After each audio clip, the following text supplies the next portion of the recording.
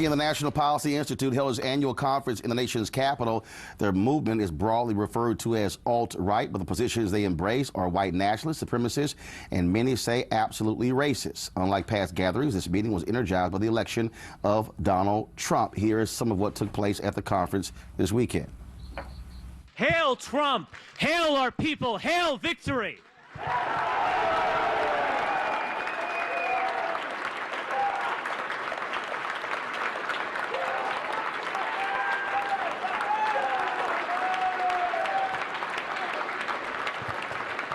No one will honor us for losing gracefully. No one mourns the great crimes committed against us. For us, it is conquer or die. To be white is to be a striver, a crusader, an explorer, and a conqueror. We build, we produce, we go upward. And we recognize the central lie of American race relations. We don't exploit other groups. We don't gain anything from their presence. They need us and not the other way around. We are not meant to live in shame and weakness and disgrace. We were not meant to beg for moral validation from some of the most despicable creatures to ever populate the planet. We were meant to overcome all of it, because that is natural and normal for us. America was, until this past generation, a white country designed for ourselves and our posterity. It is our creation. It is our inheritance, and it belongs to us. Here's what President-elect Trump's staff had tweeted in response to that controversial video. Quote, President-elect Trump has continued to denounce racism of any kind, and he was elected because he will be a leader for every American. To think otherwise is a complete misrepresentation of the movement that united Americans from all backgrounds. There were protesters outside the conference, and the U.S. Holocaust Museum issued a statement that said, in part, quote, Richard Spencer, the leader of the National Policy Institute, made several direct and indirect references to Jews and other minorities, often alluding to Nazism. The targeting of Jews was central to Nazi racist ideology. The Germans attempted to kill every Jewish man, woman, and child they could find. Nazi racism extended to other groups. By the end of World War II, the Germans and the collaborators had murdered 6 million Jews and millions of other innocent civilians, many of whom were targeted for racial reasons. The Holocaust did not begin with killing, it began with words. The museum calls on all American citizens, our religious and civic leaders, and the leadership of all branches of the government to confront racist thinking and divisive, hateful speech. Joining us right now is Richard Spencer, who they were just referring to. So, Richard, we had you previously on TV One. Have you back. First and foremost, when you said despicable creatures, who were you talking about?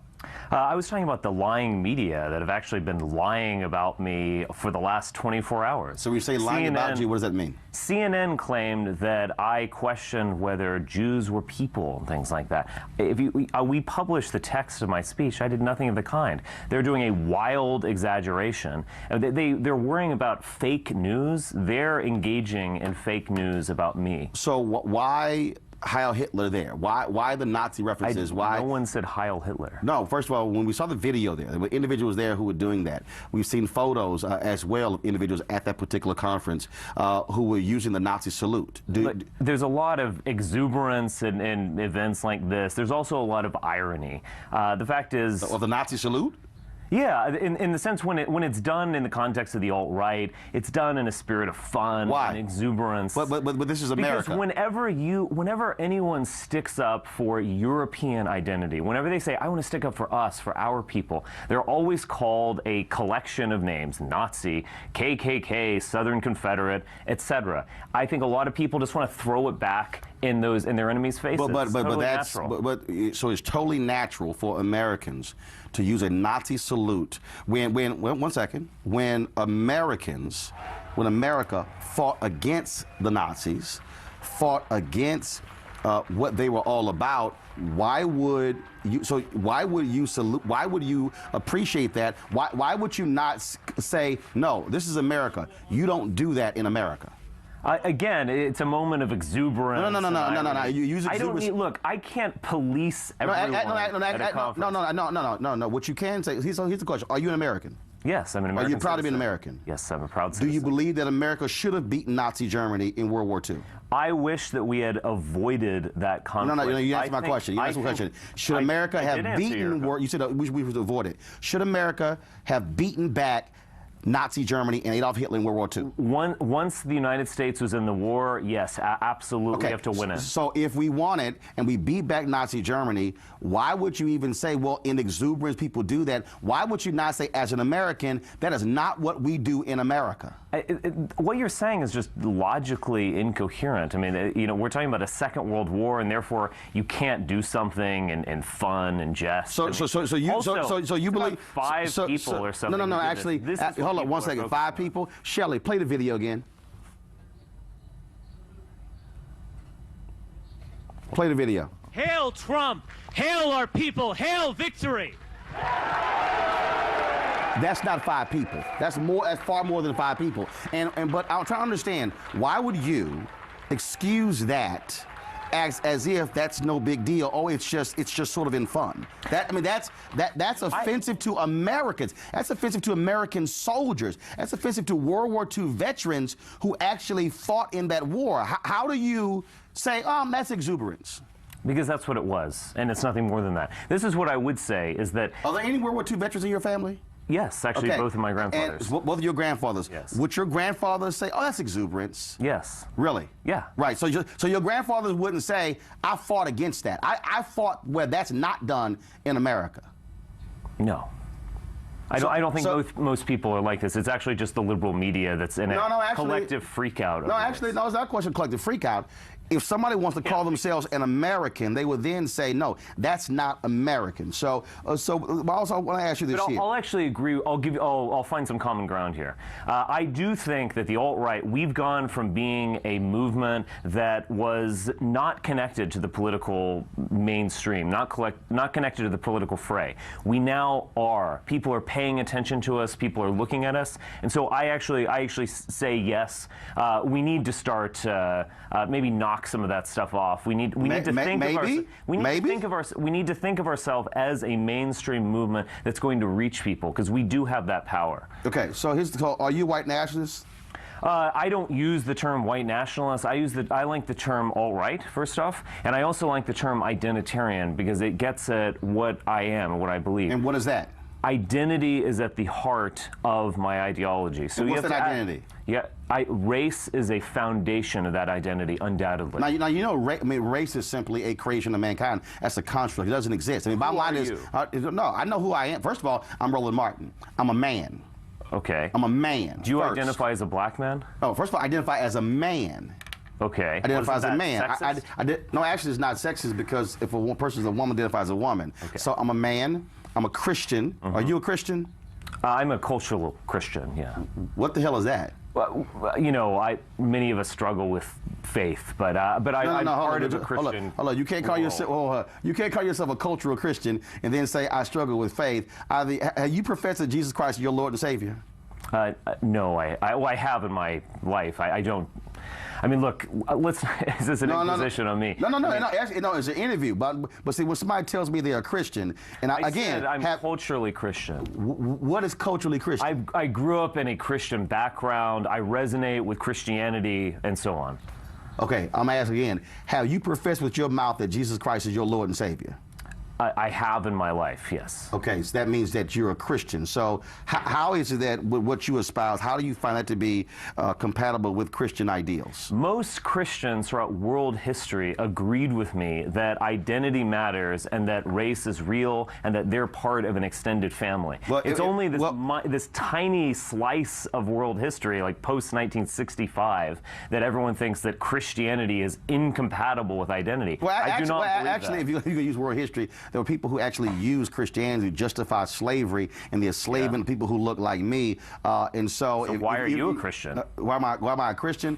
Because those people actually were false Christians. Those people were fake Christians. Those people probably were cultural Christians, where they somehow allowed culture to inform their faith as opposed to their faith informing their culture. But I ask you this. I go back to the question I asked you. For most of Christian history, there was feudalism, there was serfdom, there was slavery, there was identity, there was nationalism. And those all of these people unchristian, but you are Christian? No. Those are people who actually who chose to pimp the Bible as opposed to actually believe in exactly what Jesus Christ talked about. Most all of Christians throughout world history were pimps. No. You are a true Christian. No. What I'm saying is this here: as a Christian, I believe in the Word, as opposed to this false nonsense that most of those folks were. But they were also fake Christians because they used the Word to actually enslave people. I'm so glad we've reached true Christianity in 2016. Well, first of all, you barely identify as one. So you say you cultural, you dance around it, and I'm being honest. It's around it. No, I got you. Isn't that a value? I got you. Yeah. Well, I'm not going to lie to you. No, that's fine. But I still got to go back to this here. So are you a white supremacist? No, I'm not a white supremacist. Absolutely.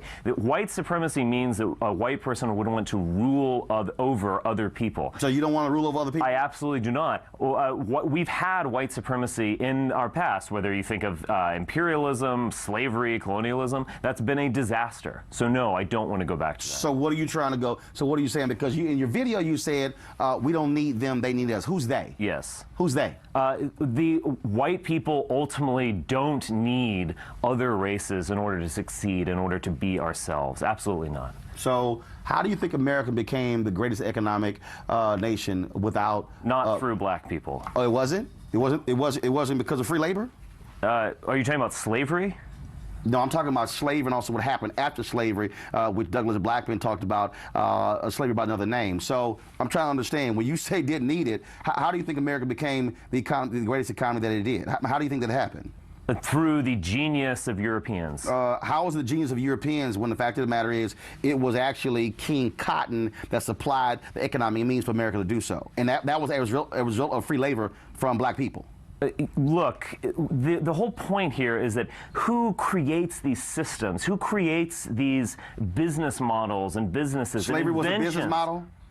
Well, yes, it was a business model, yeah. And was that one that you like or dislike? I dislike. You dislike? Yeah, I absolutely reject it. Okay, yeah. so but you deny the reality, though, no, that's what allowed America to become the economic power, because America supplied 91% of the world's cotton, and so as a result of that, that's how America was able to fund the Industrial Revolution.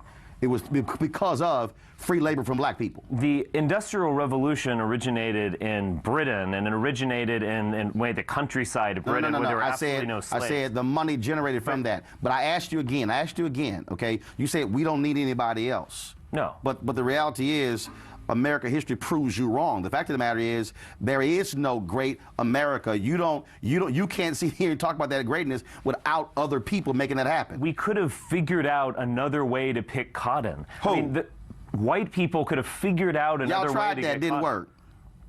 Yeah, I mean, we do it now. We've done it previously.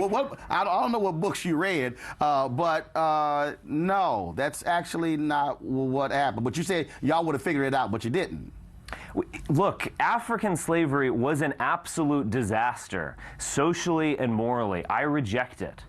Okay? In terms of the 20th century, when America rose as a geopolitical power, when we had the greatest economy in the world and so on, that has nothing to do with slavery. So you say we don't need anybody else. Okay, but the fact of the matter is, people of color are not going anywhere. So what is your vision for America? That is white land and the rest of us can leave?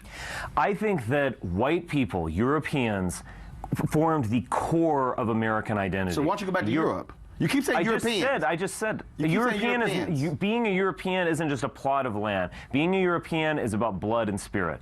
These people formed the core of American identity. What it means to be American is ultimately what it means to be a white person here. How so? Because Dr. are essential. Because the reality is here. Dr. King talked about. And I want to maintain that. Dr. King talked about it was black people who actually made America live up to the ideals that they wrote on a sheet of paper. That there were white Americans who talked about, we want the nation to be this. When the reality is, that's not what they were living up to. It was black folks who made that a reality when it came to the Constitution. When you say all men are created equal, we had a nation where it wasn't all men are created equal. I myself am critical of the Founding Fathers. However, clearly they did not believe in multiracial equality. Clearly, if you look at the first... And you agree with that? Yes, I agree with that. I do not believe that everyone's equal. So you don't believe in multiracial equality? No. I mean, I don't think anyone does, actually. I mean, do you really think that all people are equal in talents and identity and worldview? No, that's not what that means. No. When you say all people are created equal, that means at the moment you are born, we're going to treat you in the same way as we treat everybody else. Now, what you do with your life, what you do with your talents is different.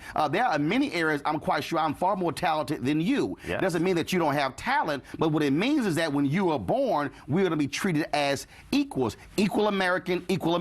So in your worldview, are you saying white folks should be treated as a greater American than if you're black or Latino or Asian or Native American? At this point, I want white people to have the same rights that all other people do. The fact is, all rights that white folks don't have? All institutions, in terms of legal rights, yes, everyone has the same thing. In terms of what institutions are actually doing, absolutely no. White people do not have the rights of minorities. How so? In what? I'll go into it. In terms of federal hiring, absolutely. Federal hiring is geared towards not hiring more white men. Whoa, stop. Hold on. Say it again. Federal hiring. Let me ask you a question. How many white men in the United States Senate? That's not federal hiring. No. Answer my question. How many white men in the United States Senate? I don't know the exact number. It's more than 80%. Majority. Sure. Okay. How many white staffers? See, you said hiring. That's hiring, correct? Right. How many white staffers in Congress? A lot. A lot. Define a lot. I don't know. It's in excess of 80%. Okay.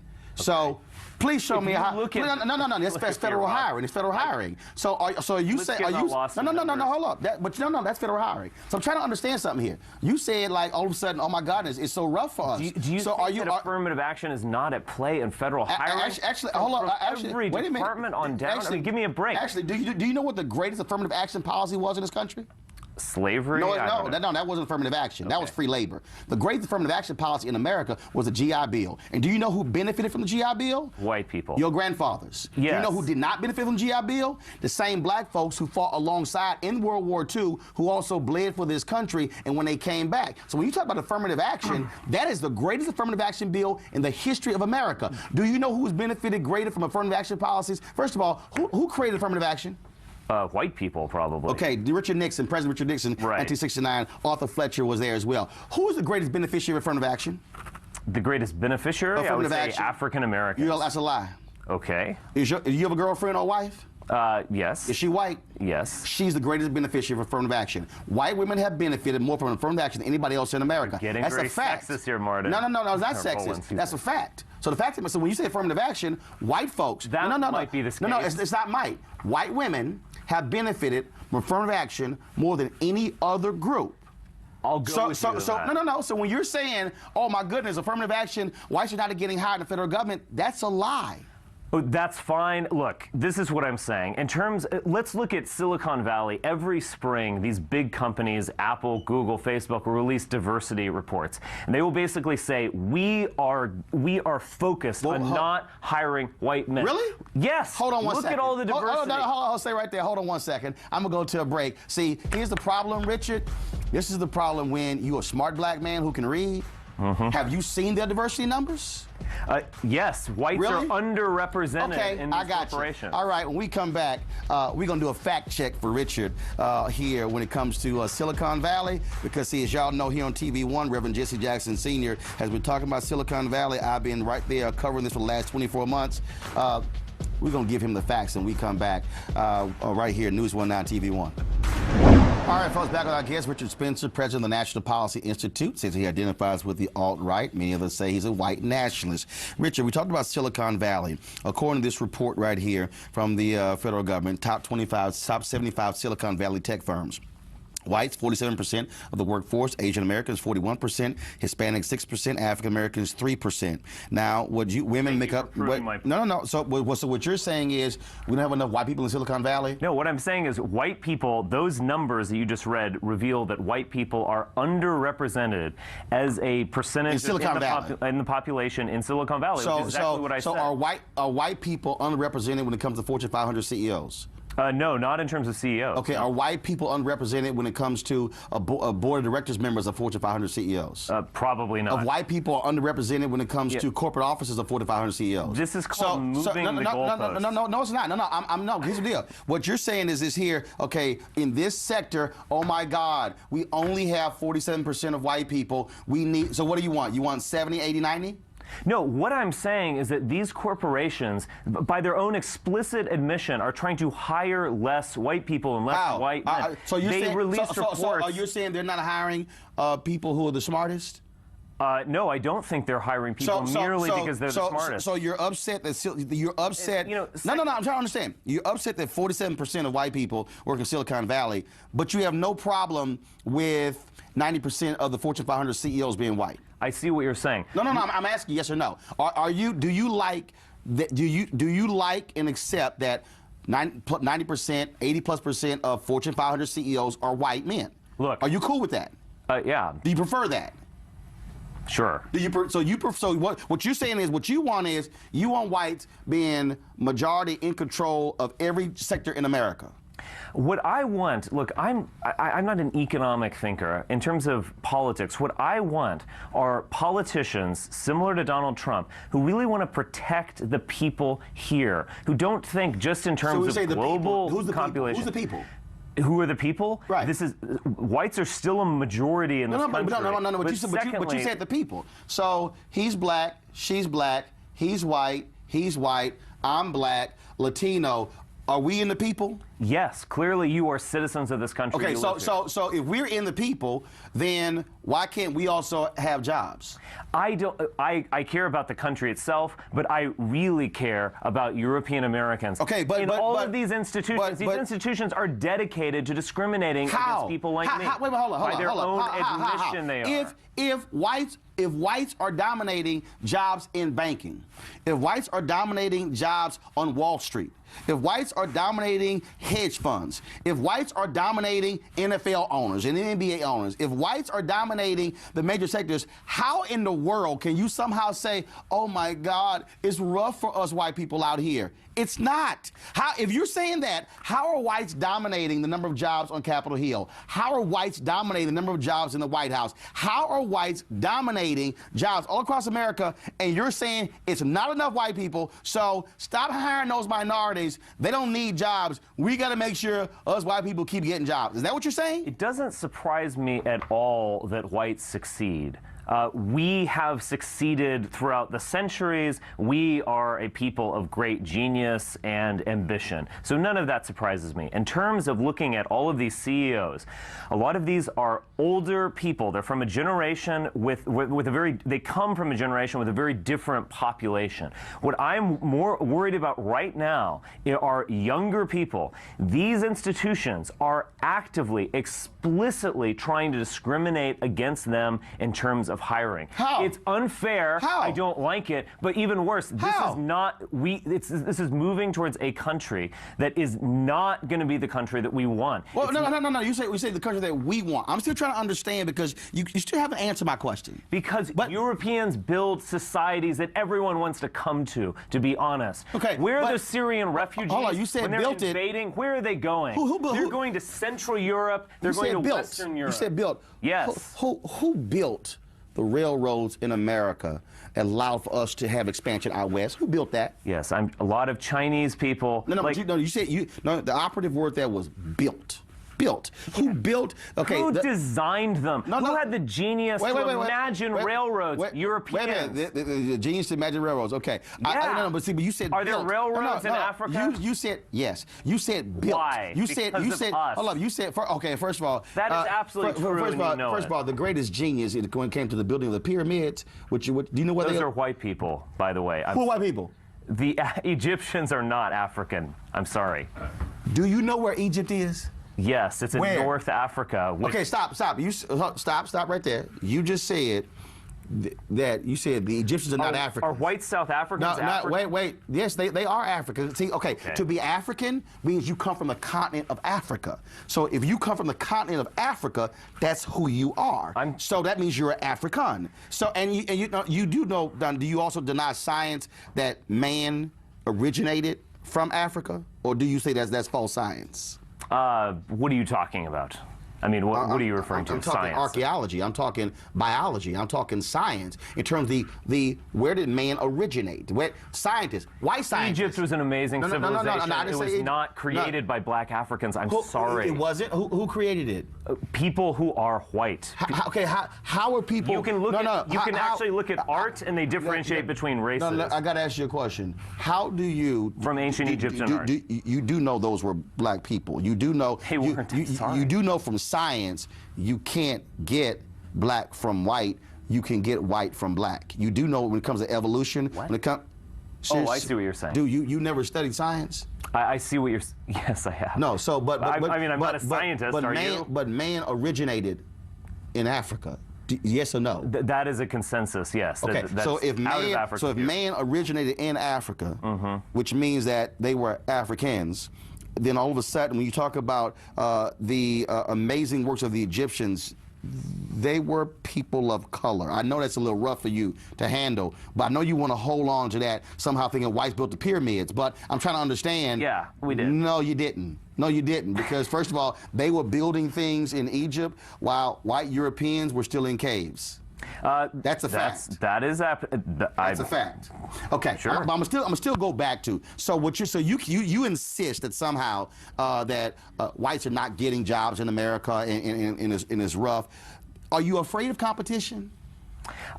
I am not afraid of competition. Competition can be good. That being said, are you what's afraid great? To compete? Are you I think afraid actually, to compete? hold on. Are you afraid of some other television station beating you? I mean, you're not. Okay. You know why? No, you know why? Because you're confident. That's no. great. It's not just confident. Because see, I have skill set. I understand what I do. See, but what you're telling me is sounds like confidence. No. What you're telling me is this here. Richard, here's what it sounds like. This is what it sounds like. And I'm not a psychologist. Can I finish my point? But you're afraid. You are afraid that you now are going to have to compete. You've had such a head start. You've had an 80-yard head start in a 100-meter dash, and now you're upset that people are catching up. Sure. Why are you so afraid? Sure, everyone likes to win. But to be honest, in terms of Donald, what's great about Donald Trump is that he hasn't been saying, oh, this is great global competition for all Americans, let's do it. No, he's actually said, I care about my people first. I care about people. He's referring to all Americans. When he says, my people first, America first, what he's saying is that he is going to help the people of this country first. But you don't He's want not going to throw them out to the wind. But you don't want that. You don't want.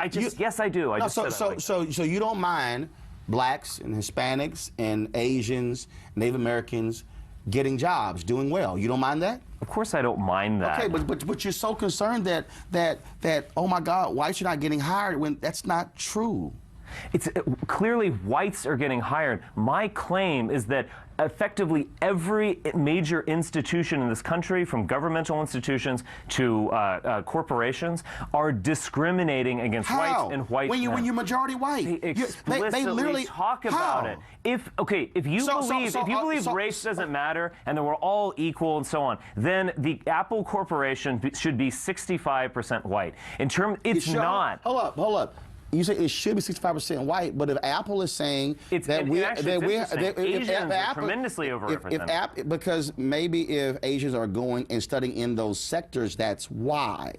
Right, but sure, but I mean, you're just begging the question. No, I'm not begging the question. What I'm saying is this here: why are more whites? Why are they? Why are they going into sciences and not? I mean, why are Asians succeeding in science, I want the Texas, whereas Africans aren't? I want the Texas A&M. Why are more whites in agriculture?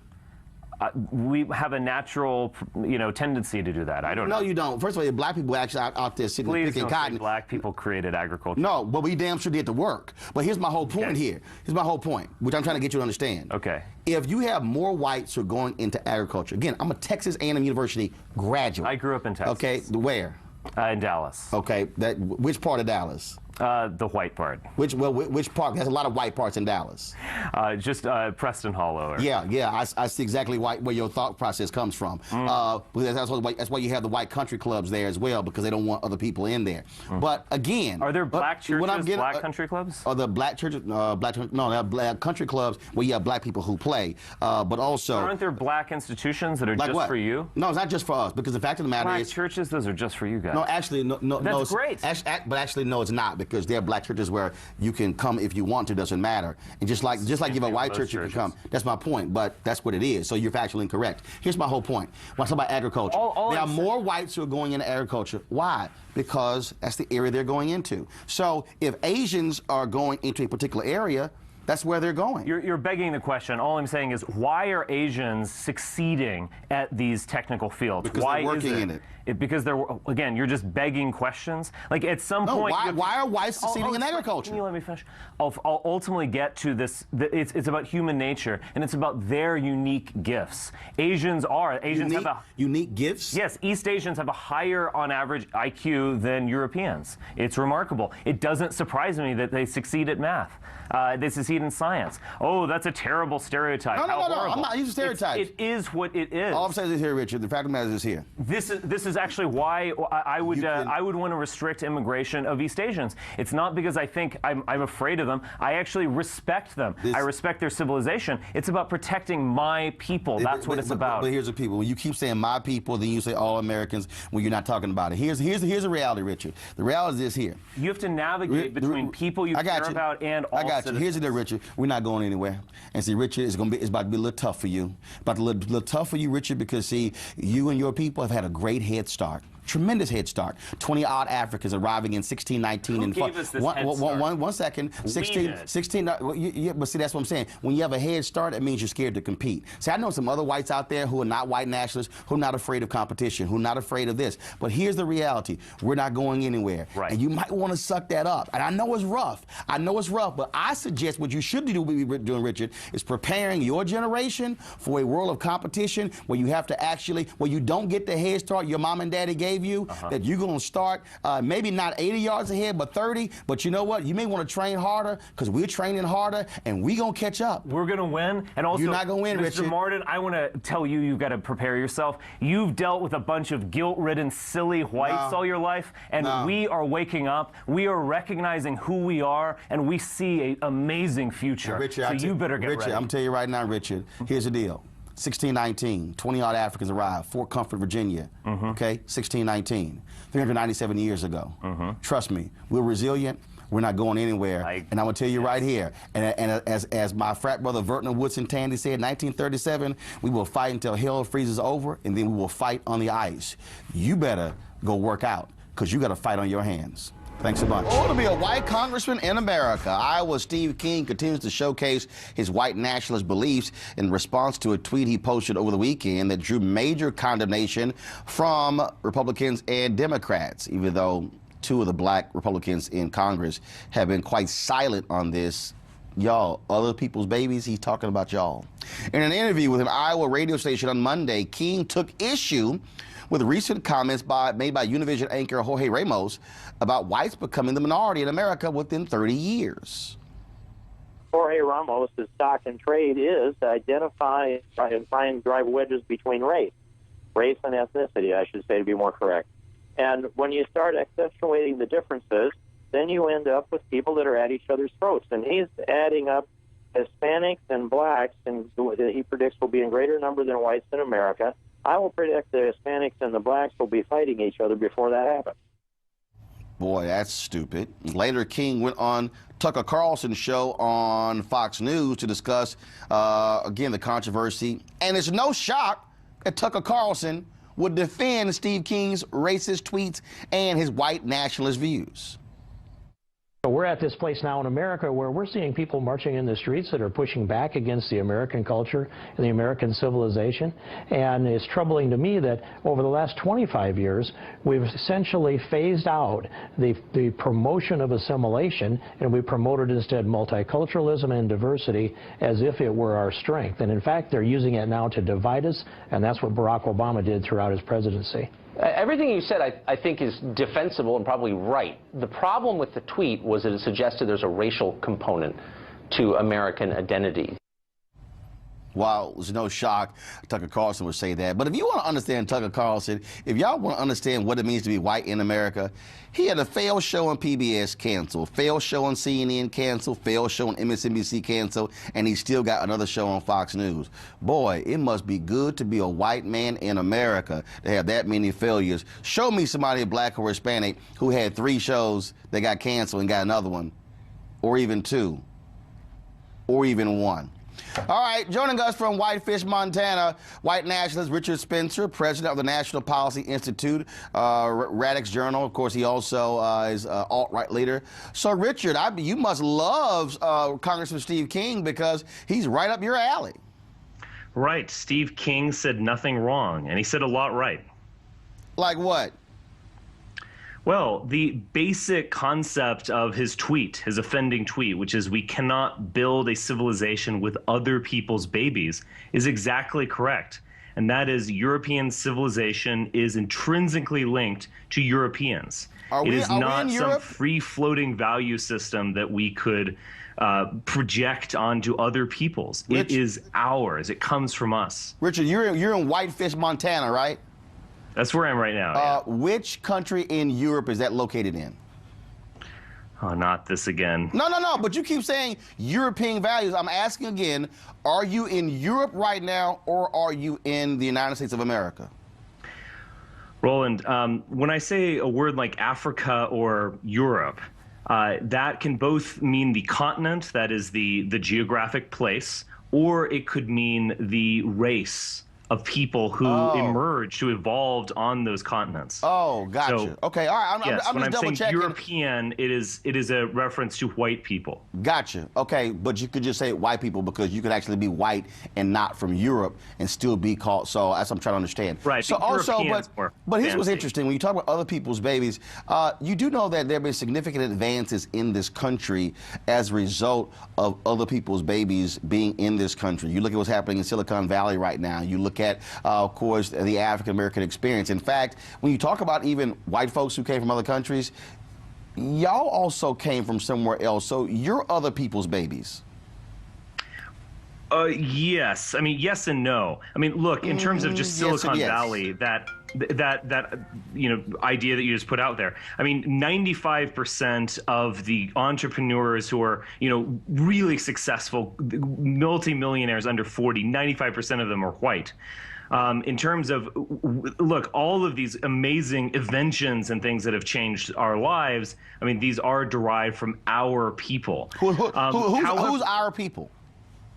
White people. Okay, but right now, but when you have the advances right now in Silicon Valley, when you look at what's happening with technology, even when you look at right now of the young folks who are scoring high in STEM, 83% of them don't look like you.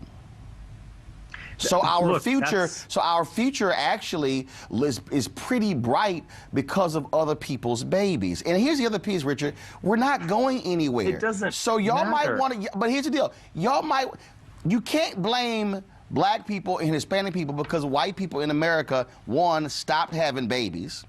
And two, you can't blame black people and Hispanics also for the opioid addiction where white folks are dropping dead at a higher rate than anybody else. Y'all on the painkillers, not us. There are a lot of problems within the white community. I would never deny that at all.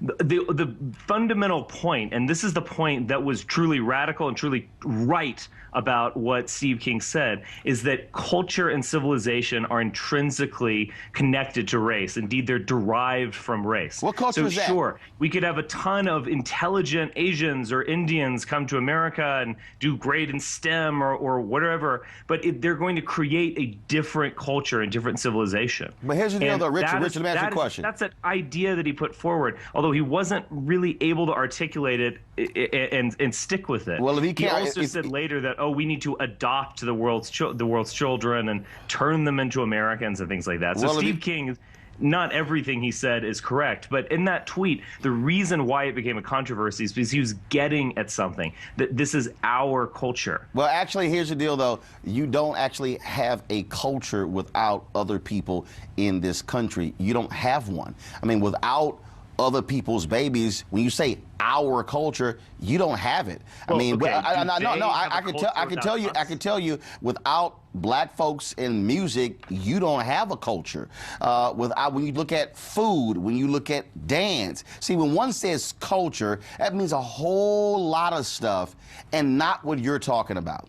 So, final comment. Go ahead. Final comment. I agree with you that very often races will engage in what you could say is cultural appropriation. If you look at Japan, its alphabet came from China, and much more actually, came from let's talk China. about America. But there's okay. If you want to talk about the white race, something like the guitar, so much of food is in a way. Elements of it are taken from other cultures, but there's a spirit or behind it. stolen. No, stolen is actually a very wrong way to think about it. This is like Afrocentrism of white stole civilization. So who took the guitar? White folks took the guitar from somebody else, or did black people take the guitar from white people? I'm just curious. Right, but it's not stealing. It's appropriating in the sense that there's a spirit behind it that we make something our own. Okay. That's in a way what makes a people is that spiritual sense that we can take elements of other things and create them. Well, the fact is, American culture, sure, there are elements from other peoples, the elements from Africa, the elements from Native American cultures, but there's this European spirit that defined it, that brought it all together. Well, I'll tell you what, though, when you brought the guitar, the greatest guitarist to ever walk this planet is Prince. He's other people's babies. Richard Spencer, we appreciate it, man. Thanks a bunch.